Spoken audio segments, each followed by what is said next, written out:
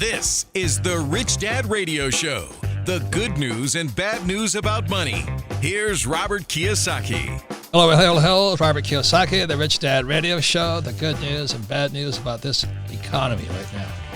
And it's a very, very important show because what we'll be covering is how can you see the future? In other words, the question, if you're sitting at home right now worried about your job or your business, whatever you worry about, There's a lot to worry about. There's a lot to worry about. Is what does the future hold? And that's why this is probably the most important program, but it's not. See, most people just watch the stock market. That's all they watch. And they don't know much about the home prices in their neighborhood. And that's not good enough. So our guest today is George Gammon. He's my new hero. I mean, he takes the ultra complex and puts it in pictures. So you have a chance. His program is called Rebel Capitalist on YouTube. Please follow him. Even if you don't understand him at first, just keep tracking with him because you're going to see what 99.99% of the world's population will never see. Because what George puts into pictures is the real cash flowing through the monetary system. Any comments, Kim? No, I'm just anxious to get started because the two of you are like bookends and you just complement each other so well. So I'm just ready to get started. So I want to welcome George. I want to jump in right away, but George, welcome. Let's tackle this beast. Let's do it. I just want you to provide as much value as I possibly can to your viewers. Thanks. But you guys have got to track this guy, man. He's the best teacher we got on planet Earth today if you want to see the future. So, George, give us your background. How did you become a fortune teller? Well, first and foremost, I almost flunked out of high school. Me too. So we have that in common. And but I knew once I got done with school that I wanted to be on the B side of the cash flow quadrant. So I was an entrepreneur from the very beginning. I had a few successes, a few failures. I was fortunate to be a self-made millionaire by the time I was 34. And then I got to about 38, 2012, and I said, you know what? I've built this machine that's consuming all of my time. I don't have that much freedom. I would rather be on the I side of the cash flow quadrant. So I retired in 2012. And when I did, I got into macro. And I was in the Marina Bay Sands in Singapore. I remember it like it was yesterday. I had about 10 minutes to blow hotel. Yeah. You guys, I love that place. It's awesome, isn't it? Yeah. But I had about 10 minutes to blow before my dinner date. And I was just on YouTube, ironically enough. And I ran across the series from Milton Friedman, Free to Choose. And that took me right down the rabbit hole. And he articulated so well what had been in my mind just, for so many years. And then I got into Thomas Sowell, then Jim Rogers, Jim Rickards. I remember watching videos of you, Robert, on YouTube when you were on CNBC talking about Lehman Brothers. Yeah. And, but that's really what got me involved with macro. And I've been obsessed with it ever since. It's all I talk about. And then we go to today where I've got this YouTube channel that we started about maybe about 8 months ago.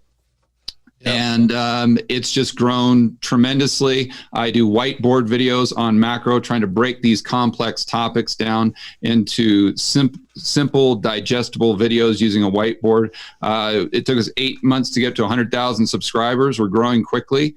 And I'm having a lot of fun interviewing people like you, Jim Rogers, Brent Johnson, just all these people that I looked up to for so long. And I didn't realize, George, that you also followed the same philosophy in real estate that Robert and I did in terms of buying cash flowing real estate and at one point your cash flow was greater than your living expenses, just as we did. Yeah, that's absolutely right. In 2012, it goes back to macro. And I looked at a chart of the U.S. housing market going back to 1900 adjusted for inflation. And I saw that we had just been in this massive bubble and we came down. but in 2012, we were right at our historic trend line. So I started studying Japan, the crash they had in 1990. I saw that their home prices went down by about 60%. At that time, we were down by 50%. So I figured that it would be a good time to go in. The cash flow was super, super cheap back then. The cash flow is actually cheaper than the assets themselves. Right. So I went almost all in with real estate in 2012. And I've been doing it ever since. Now I invest in real estate inside and outside of the United States. Right. And right now, where are you located? I'm in Medellin, Colombia. What a great place, man. It's a beautiful place. Anyway, I want to get back to why you should be listening to George Gammon here. And the reason is similar to me. I took the financial statement, basic accounting, and made it simple. Assets versus liability and statement of cash flow. And what George does, he took the plumbing system of the whole economy, of especially the United States, the Treasury and the Fed, and he put it into pictures. So let me show you what George does. This here is the most boring diagram on planet Earth. Straight from the Fed's website. and you wonder why we're all screwed up, because this is what the Fed, those A students, PhDs, there's 900 PhDs in there, and they should all be shot at dawn for putting this garbage out. And so what George does on his site, Rebel Capitalist, he puts this into pictures. And I'll say this again because the most important, Kim and I started off with our board game Cash Flow. And we were talking about it a couple of days ago about how our brand at that time was Cash Flow. And what happened, Kim? Why did we change brands? We were in Australia with a friend of ours who was a marketing guy, and he said, what's your best selling product? And Rich Dad Poor Dad had taken off by this time in Australia, was huge in Australia, and we said, well, the best selling product is Rich Dad Poor Dad. He goes, that's what people know. They don't know cash flow. All they know about cash flow is cash flowing out of their pocket. He said, your brand is Rich Dad. That's how they know you. And that's how we instantly shifted our brand to Rich Dad from cash flow. Yeah, but we still love cash flow. And I am the queen of cash flow. I'll just go on record as saying that. So George, I'm doing my best, man. I want everybody to tune into you on a regular basis at Rebel Capital. Because what George does is he takes this boring piece of doc. If I can't sleep at night, I'll read this, okay? But when people ask me, where did I grow up? I actually grew up in oil fields. So this here, and Sarah will post it, this is an oil refinery. So every time I watch George's whiteboard presentation, he's actually showing us part of the plumbing. And the reason plumbing is important goes back to cash flow.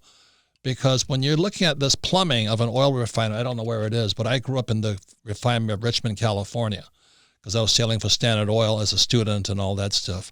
Most boring place on earth. But anyway, I'm watching the cash flow. So the pipes, all of these oil pipes and refinery pipes are showing the direction of flow of oil and gas and all those other things.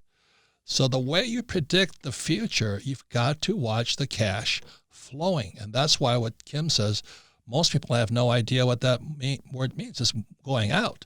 So financial intelligence or financial IQ is, can you turn your cash flow back into you?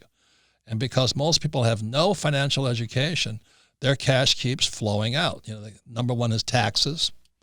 Number two is they buy that house they call an asset, but it's actually cash flowing out to the bank. And number three is your 401k or your IRA, whatever you got. The cash is always flowing out of you. That's also why everybody's going to get these stimulus checks, and that cash is just going to flow right out because they don't have anything flowing back in right now. So let me say it one more time, because we are an education company. We don't sell anything but education. But George has the power to take this and put it into pictures like this on his whiteboard. And the reason you want to study what George is saying, because he's going to keep you up to date on which way the cash is flowing. It is the most important thing a person can do. So you want to see the future. You want to see which way cash flows. So what George is talking about is this chart here.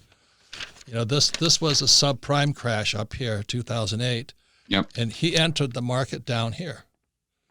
And that's what smart guys do. Most guys were running, but he entered the market right here. Kim and I entered right there also. Mm-hmm. We borrowed $300 million with Kenny McElroy, and we thought we died and went to heaven.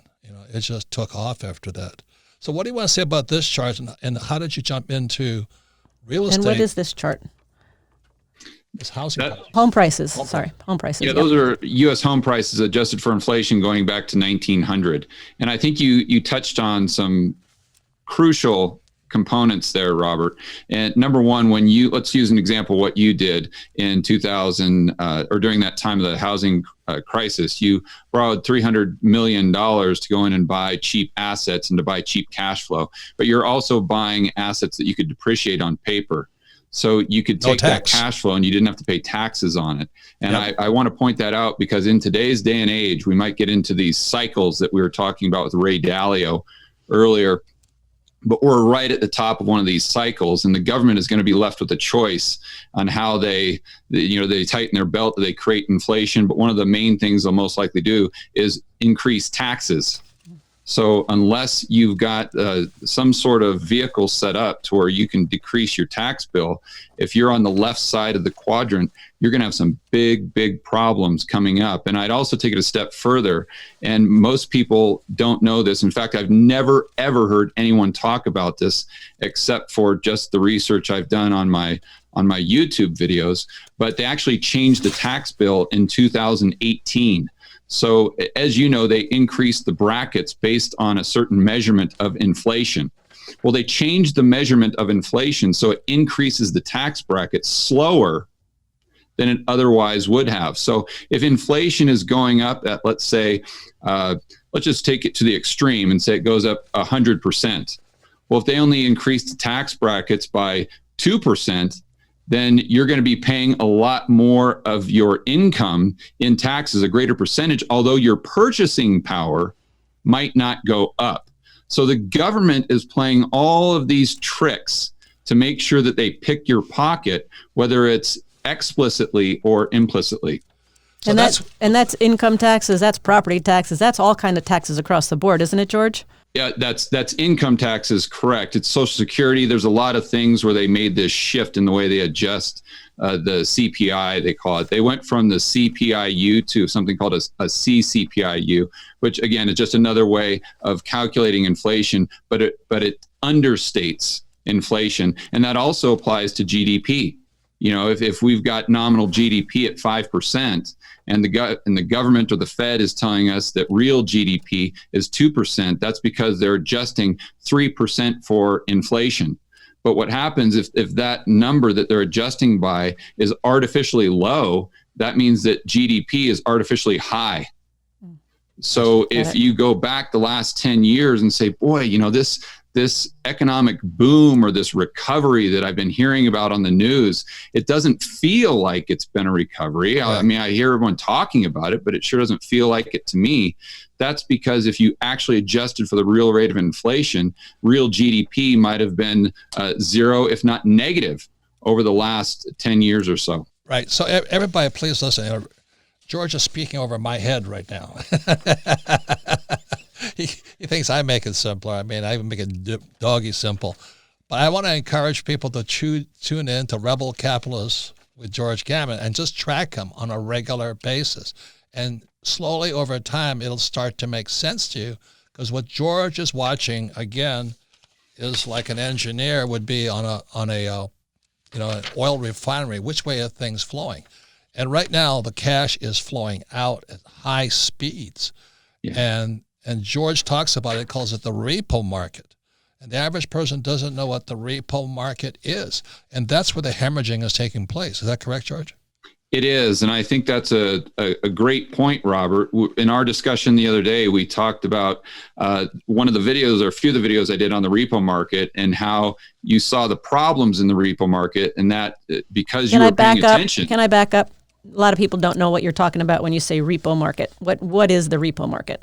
Yeah, so let's dive into that. I'm going to make it super simple. So really what happens, we have all these banks in the United States, hedge funds, financial institutions, and they need cash. They have a lot of assets. Let's say they've got a big piece of land, but in order to make payroll or rent, they can't sell that land quickly. So they have to come up with the cash. So they'll use that land as collateral. And I'm just using this as an example. They'll use that as collateral to get the cash they need to fund whatever it is overnight, or a term repo, maybe call it 20 days, 30 days. So these are repo agreements or repurchase agreements.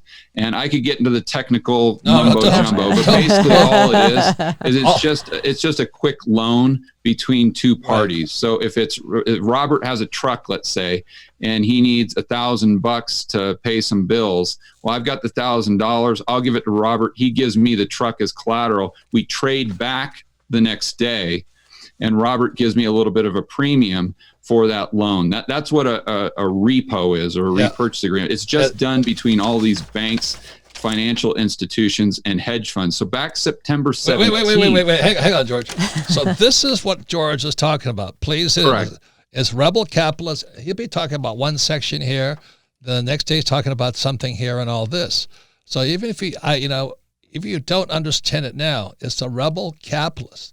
Tune in, find out what George says. The more you listen to him, pretty soon the cash flowing will make more sense to you. So the whiteboard videos are just George Gammon. That's the YouTube channel, George Gammon. The Rebel Capitalist Show are the interviews that I do with guys like you and Jim Rogers and Rick Rule and Doug Casey and all those awesome guys. So let me say something. So one of the reasons we got out was we could see the repo market is very simply banks get in trouble too.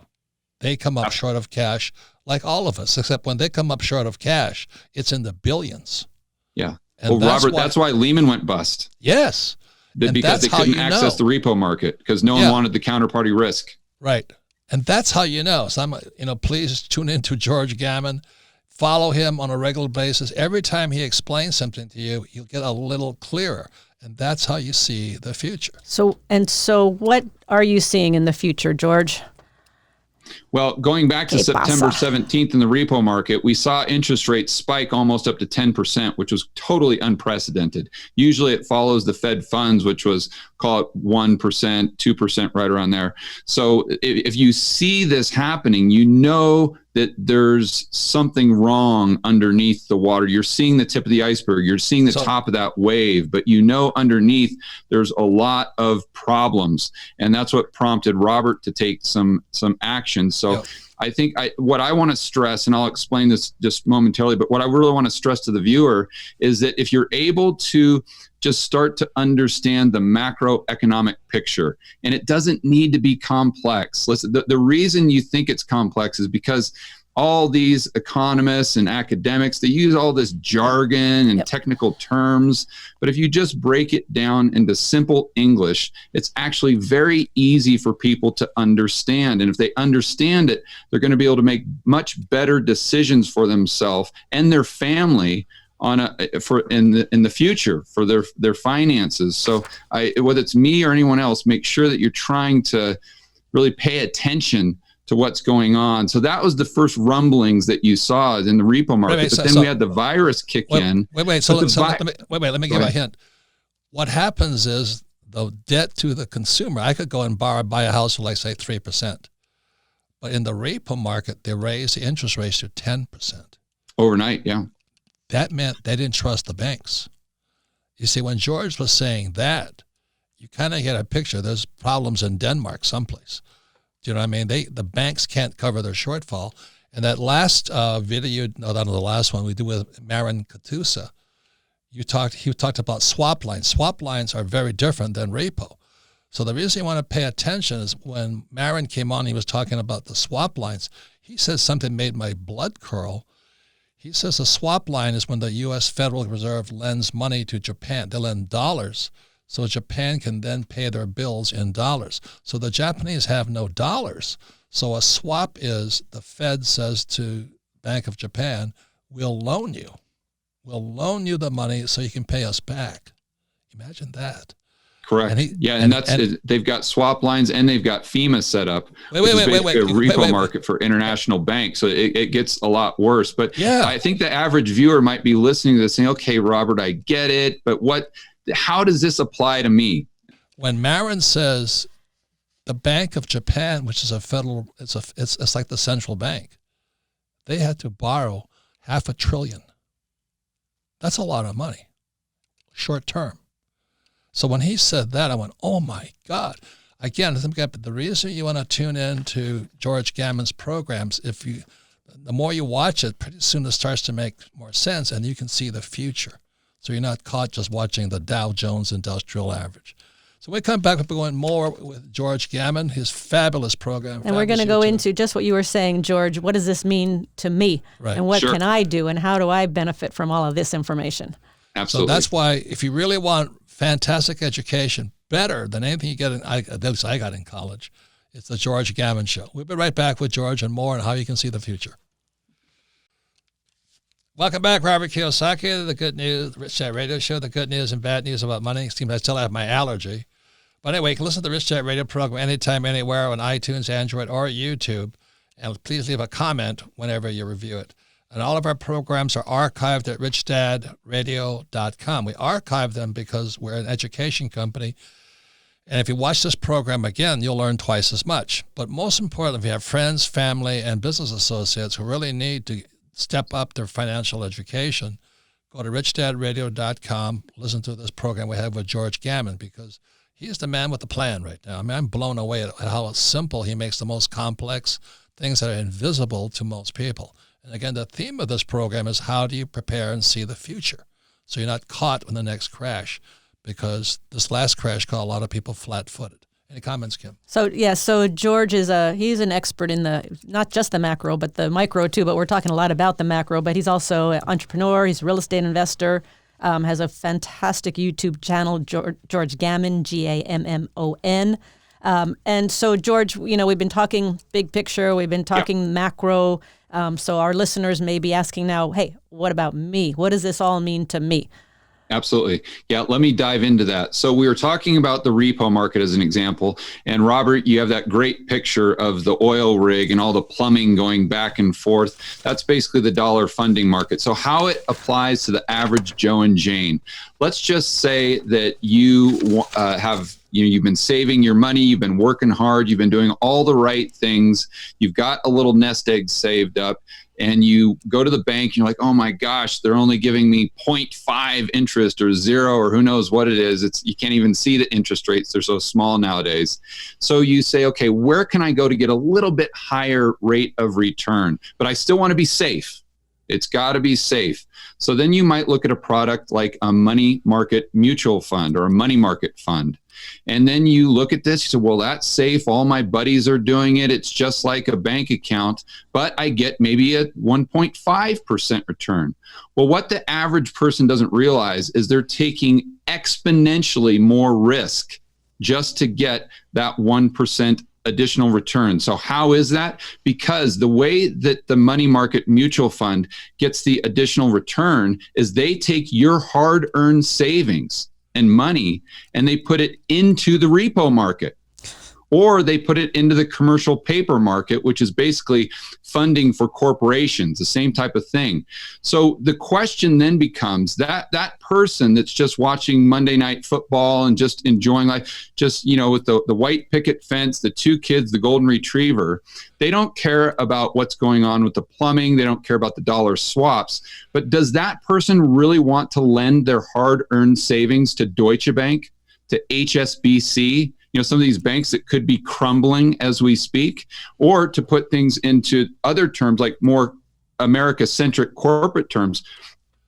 Would that individual want their money being lent to American Airlines right now, or Boeing right now, where every single time you turn on CNBC or the TV, you see that they're asking for another bailout because they're about to go bust? That's how this macro, and that's how the cash flow and the plumbing that Robert's talking about, that's how, just one way that it can affect the everyday person. So again, it's financial education, and what George is talking about is vital.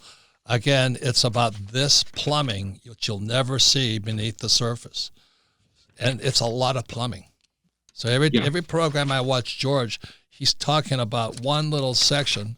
Like I said, I grew up in these things as a college kid, looking at this and this and this, but they all affect the whole. They all affects the whole. So if our banks are going bust right now, what does that mean? Do you know what I mean? Yeah, it's not just the banks, it's the government, it's the private sector, it's our entire economy, because these debt cycles run in courses of 75 to 100 years. I'm going back to Ray Dalio. And Ray Dalio has some great YouTube videos on this, but he's got charts of the long-term debt cycles and the short-term debt cycles. Long story short, right now we're at the top of a 75 to 100 year long-term debt cycle. So the only way from here is down. And Robert, you call this in a lot of your books, and you kind of predicted this and had the foresight to see this coming.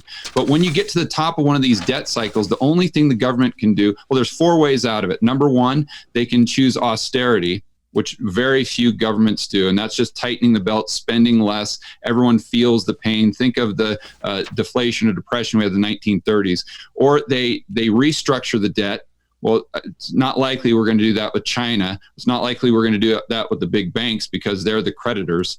Or they could just default, say, hey, we're not paying you. Or what most governments do is they choose money printing. This is creating inflation to bail out all the people who have the debt, whether it's governments, whether it's individuals. So once you get debt to a certain level, you've got to, well, you don't have to, but most governments choose to inflate it away. So what does that mean for the average person? Well, if the government is going to try to create inflation, meaning the cost of goods and services going up, what you want to do is you want to make sure that you're positioned for that. So as an example, if you just own your own home, you've got to make sure that you've got a 30-year fixed rate mortgage. Because if they try to create inflation, if interest rates go up, then your interest rate is going to go up unless it's fixed. And what happens when you're a debtor and they create inflation, you're going to have the opportunity to pay the loan back, your mortgage, with cheaper devalued dollars. So the way they can think about that is if they borrow, let's say $100,000, the rate of interest means that they're paying the bank back with increased purchasing power because you've got principal plus interest.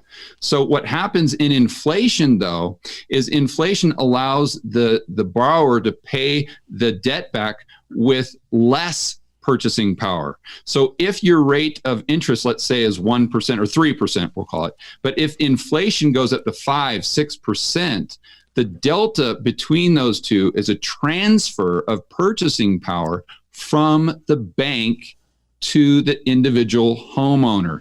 And I think a lot of people listening to this probably have a mortgage, if not on a rental property, on their own home. And I think that's the very first thing they can do to be proactive. Also, gold, silver, Bitcoin. You talk about that all the time. And I could continue to go on, but that's where I'd start. Well, this is why I cannot. I've been watching George for almost a year now when he first came out. And it's called a confirmation bias. Because when Kenny, our partner, called, he says, I think we should start selling some of our junk. Not that it's junk, but it was non-performing. Well, and first what we did is we fixed all of our interest rates. Right. We fixed all our interest rates on our properties. There you go. Yeah. Good job. And so we got rid of our not our non-performing, but less performing properties. So we're floating high as a kite right now. Yeah. And the Rich Dad company is doing very well because the cash keeps flowing in, but we're in position for it. So those are the reasons. I cannot stress more. I'll show this picture again. I'll be redundant. I'll be nauseous about it. What George does, he takes, if this is the whole world economy in here, he'll show you where it's flowing at different parts of it and where the log jams are and what you've got to look out for. So in 2009, September 2019, when the repo market backed up and interest rates were 10%, the average guy was watching Monday Night Football, or whatever they watch. They had no idea the whole thing was coming down on them. Yeah. So that's why I cannot stress. That's why Kim says every time I'm talking about George, it's like, what are you talking about? Yeah. But one more thing, Robert, if you remember our conversation, you talked to me about how important it was to invest as an insider. Right. And I think that's another thing that the average person can take away from this conversation is that you can look at macro, you can start to understand it, but it doesn't mean that you have to be an expert for you to utilize it in your own financial situation. So as an example of that, as you guys said, I got into real estate in 2012. And then in 2014 or so, I started investing outside of the United States, looking for better returns. So in 2015, if people remember back that far, we had the price of oil crash, very similar to what it's done recently. It went to about $30 a barrel. So back then, I didn't know anything about oil. I was just kind of getting my bearings with macro, but I knew that these prices wouldn't last for the long term. So I wanted to go long oil. I wanted to buy oil, but I didn't know anything about it whatsoever. But I did know that the Colombian peso was loosely tied to oil because they produce a lot of it. So I thought, okay, well, if I can buy pesos, well, then that's kind of going long oil, but I don't really know anything about currencies either, but I do know about real estate.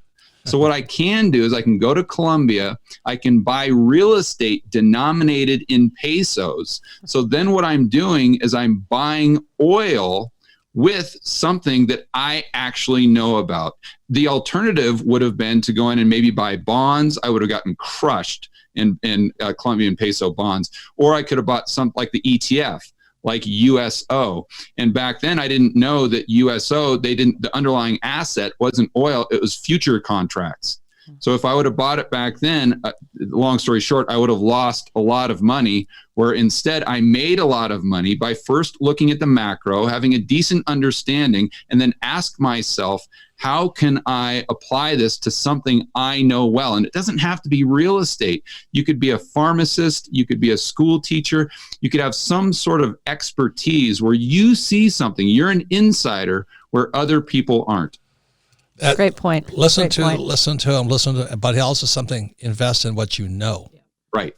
Very important. And very, very, very, very important. Is this sound advice?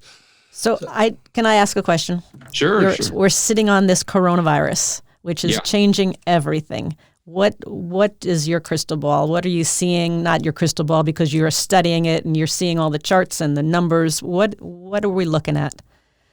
Well, from an economic standpoint, I think the biggest question is, do we have deflation or inflation? And that's kind of the debate going back and forth. And for the average person, I think they just have to look at the entire economy as supply and demand. So the supply is how much stuff do we produce? How much goods and services? Demand is how much money we have, or our willingness or our access to credit to go out and buy the stuff. So as most people know, we're in lockdown, depending on what state you live in, what city. So there's a lot less demand. There's a lot less of the goods and services that are actually being purchased, right? So that decreases the demand equation. That's what most people get fixated on. So they think, okay, well, we have to have prices going down, deflation. But they forget about the supply side of the equation, because if the people can't go out to produce goods and services, well, the supply will go down fast as well. So then the question becomes, what's going down faster, demand or supply? Well, then you look at the supply chains that have been disrupted coming into the United States. If you go to Walmart, Target, Home Depot, the majority of the stuff you see on the shelves was produced outside of the United States. So if those supply chains get disrupted, that means less supply. Then what happens is, usually going back to Dalio's example of long-term debt cycles, you get social unrest. And I hate to say that, but that's just the reality of the situation if you look at history. And typically the way the politicians take care of social unrest is through helicopter money. So whether you want to call it MMT, UBI, it doesn't matter. It's basically the government spending money into the real economy, getting into the back pockets of the average Joe and Jane. We could see a situation in the future where the Fed is actually doing it. They're not technically allowed to do it right now, but they've been breaking all of the rules. So if there's more money in the pocket of the average person, that means there's more demand, even though they're sitting at home not going to work, for those goods and services in the economy that don't require debt. That's key, Kim, because people see deflation and inflation as just this, it's binary, right? It's either one or the other, but it's actually very nuanced. So if there's less debt in the system, that means asset prices could go down, or cars anything that most people buy using debt, Yeah. okay, the prices of those go down. But anything people buy, or most goods and services people buy on a daily basis that don't require debt, such as groceries, those prices typically go up. And if I saw on CNBC the other day that in a lot of markets around the United States, food prices are up as high as 25%. It's already started. So you can see this happening in real life. Yeah, what's happening is because of the COVID or whatever they call it, the meat packing companies are shutting down. Yeah, and exactly. And so there's now shortages of meat. But so great George example of supply decreasing faster than demand. But what's happening is and the Fed is pumping trillions, 2.2 trillion into the economy. So you have a decreasing supply, increased liquidity, and that's why the shelves are empty for pork and beef and all those things. And Arab Spring, which I don't forget when that happened, but the real rioting wasn't about Muslimism or Christians and all this. Arab Spring was because the mom and pop couldn't afford to go to the store. Food prices went so high. And I think that's what you're saying is when people get hungry or they can't afford food, that's when the social situation gets worse. Correct. So anyway, ladies and gentlemen, we're out of time, but I cannot encourage you more. Please go check out George Gammon and his Rebel Capitalist show and listen to his guests. You know, I'm on it constantly because I want to see the future. I want to know what's coming down the road. Not tomorrow, but what's coming down the road. And like I'll say it again, George is the only guy I know who can take this thing here and show you little pictures of it. And that's the whole monetary system, which is in a mess right now. So, George, thank you very much for being part of us. Excellent. Excellent. Thank you for having me. It was a pleasure. Keep teaching. Keep teaching. You're the best, man. You're the man. Will do. Thank you. All right. Take care. Thank you, George. All right, guys. Can't wait to do it again. Well, when we come back, we'll be talking to Kim and I about what we see in the future. We'll be right back. Welcome back, Robert Kiyosaki, the Rich Dad Radio Show, the good news and bad news about money. And we broadcast from Old Town Scottsdale, Arizona, where it's empty. But anyway, it's a beautiful time of year here. You can listen to the Rich Dad Radio program anytime, anywhere on iTunes, Android, or YouTube. And please leave a comment whenever you listen to it. And all of our programs are archived at richdadradio.com. We archive them because repetition is how we learn. You listen to this program one more time, you'll learn twice as much. But more importantly right now, especially in this economy, or what's going to happen in the future, please watch this video with friends, family, and business associates and discuss it, because the future is not going to be the same. The future changed just recently. Any comments there, Kim? Well, I really enjoyed George because he does keep it simple. And unfortunately, he does. I'm not going to say unfortunately, but his insight into the future, given the coronavirus, is he says it very simply, very straightforward, that when demand for goods goes down and when people are not working, they're not going to be spending money on things except necessities like groceries and toilet paper. But then also supplies going down because, as you mentioned, that meat packing places are shutting down and dairies are shutting down, and when that happens and food prices start going up, then we're gonna have major chaos, worldwide chaos, because people aren't going to be able to afford food, and when they can't afford food, they do crazy things. Yeah. They can put up with a lot, but no food. Yeah, not without food. So anyway, his name is George Gammon, Gammon. He's a Rebel Capitalist. His interviews are fantastic. His whiteboard presentations are fantastic.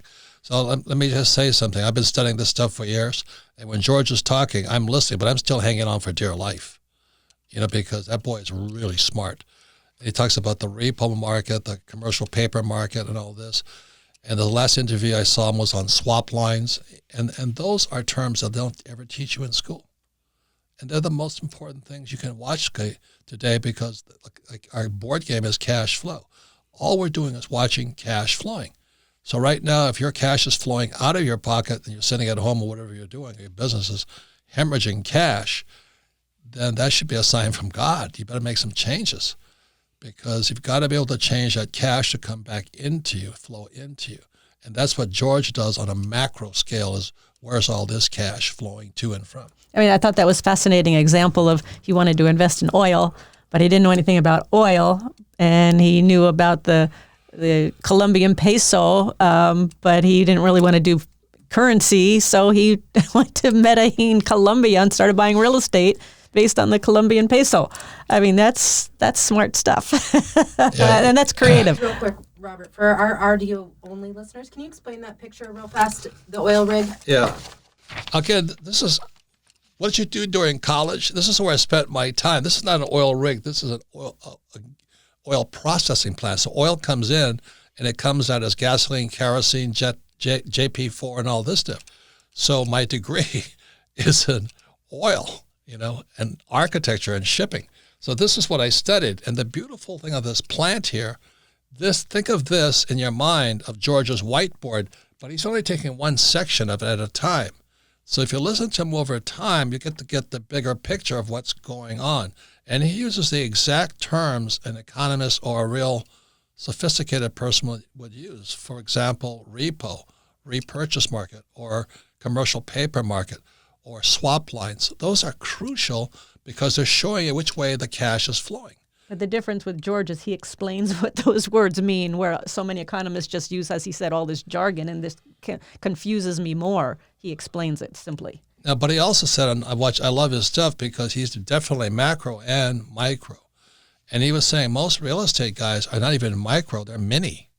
What school's in this district? Oh, good school. I think I'll buy here. Oh, interest rates at 2%. Oh, I think I'll buy here. But they missed the bigger picture. And I cannot encourage you guys more to listen and watch it. Just follow him. Check it out. If you don't understand it, so what? But sit with a friend. Like Kim and I will oftentimes discuss these things. Husbands and wives discuss. How's the repo market doing today? But we want to know where that money is going, who's hemorrhaging. And right now, the repo market is hemorrhaging. You think you have money problems? The repo market has bigger problems. And I just saw Royal Viking Lines or some of the big cruise ship companies. They just went bankrupt. They just declared, Lord and Taylor just declared bankrupt. And that's why the repo market is going broke, because all of the debt that financed Royal Viking or whatever the heck they are, or Lord and Taylor, or, Neiman Marcus just went bankrupt, all comes from the shadow banking system, which is the repo market, swap lines, and commercial paper markets. So George is the only guy I know who puts it into rough pictures. And if you can track that, even if you don't understand it fully, you'll be able to see the future and make better distinctions. And I agree wholeheartedly. I think we're going into hyperinflation. We're going to go to deflation for a little while. Prices will come down. But they've pumped so much money. Trillions. They claim it's 2.2 trillion, but we don't know how much they pumped into the repo market. See, we all know about the 2.2. But how much is going into the repo market? That's the question. And while that money flushes out and there's no pork chops out there, there's going to be a fight at the counter. You know what I mean? And again, that's where Arab Spring blew up, was because the Arabs didn't care who was winning the war, the oil price of oil. They couldn't eat. They couldn't afford to eat. Any comments on that, Kim? No, it's a scary scenario. And when he says social unrest, that's a real possibility now. Yeah, if you can't eat, you get nasty. Anyway, thank you. I want to thank George Gammon, and please tune into his show, George Gammon, Gammon. The Rebel Capitalist Show's interviews are fantastic. And thank you all for listening to Rich Dad Radio. Thank you.